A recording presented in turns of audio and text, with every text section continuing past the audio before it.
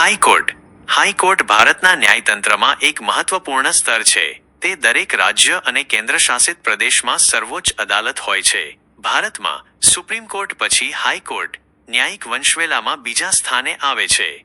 હાઈકોર્ટની ભૂમિકા અને કાર્યો. હાઈકોર્ટના મુખ્ય કાર્યો અને સત્તાઓ નીચે મુજબ છે. મૂળ અધિકાર ક્ષેત્ર ઓરિજિનલ જ્યુરિસ્ડિક્શન.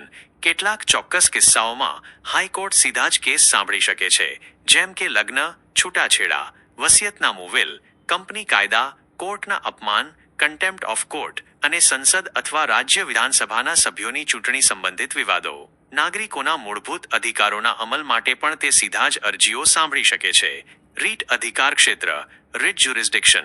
બંધારણના અનુચ્છેદ 226 હેઠળ હાઈકોર્ટ મૂળભૂત અધિકારોના અમલ માટે અને અન્ય કાનૂની અધિકારોના ઉલ્લંઘન માટે હેબિયસ કોર્પસ, મેન્ડેમસ, પ્રોહિબિશન, ક્યુઓ વોરંટો અને સર્ટિયોરારી જેવી વિવિધ રીટ બહાર પાડી શકે છે. અપીલ અધિકાર ક્ષેત્ર અપેલેટ જ્યુરિસ્ડિક્શન.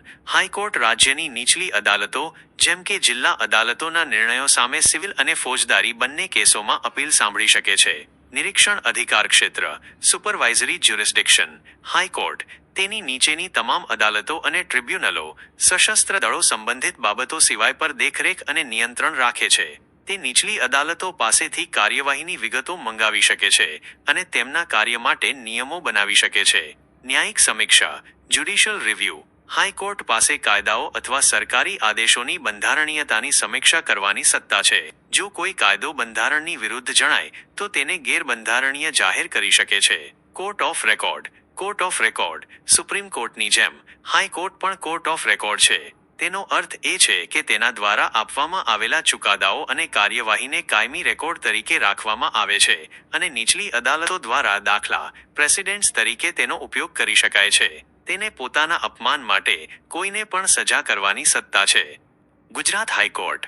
ગુજરાત હાઈકોર્ટની સ્થાપના 1 મે 1960ના રોજ થઈ હતી, જ્યારે અગાઉના બોમ્બે રાજ્યનું મહારાષ્ટ્ર અને ગુજરાત એમ 2 રાજ્યોમાં વિભાજન થયું. સ્થાન ગુજરાત હાઈકોર્ટ અમદાવાદમાં સરખેજ ગાંધીનગર હાઈવે પર સોલા ખાતે આવેલી છે. કાર્યક્ષેત્ર ગુજરાત હાઈકોર્ટનું કાર્યક્ષેત્ર સમગ્ર ગુજરાત રાજ્યમાં છે અને તે રાજ્યની તમામ જિલ્લા, વહીવટી અને અન્ય અદાલતો પર અધિકાર ક્ષેત્ર ધરાવે છે. પહેલ ગુજરાત હાઈકોર્ટે નાગરિક કેન્દ્રિત અને મુકદ્દમા મિત્ર લિટિગન્ટ ફ્રેન્ડલી ઘણી પહેલ કરી છે, જેમ કે ઈ-મેલ દ્વારા કેસ સ્ટેટસ સેવા, email my case status service, YouTube અને સત્તાવાર ટેલિગ્રામ ચેનલ પર લાઈવ ડિસ્પ્લે બોર્ડ.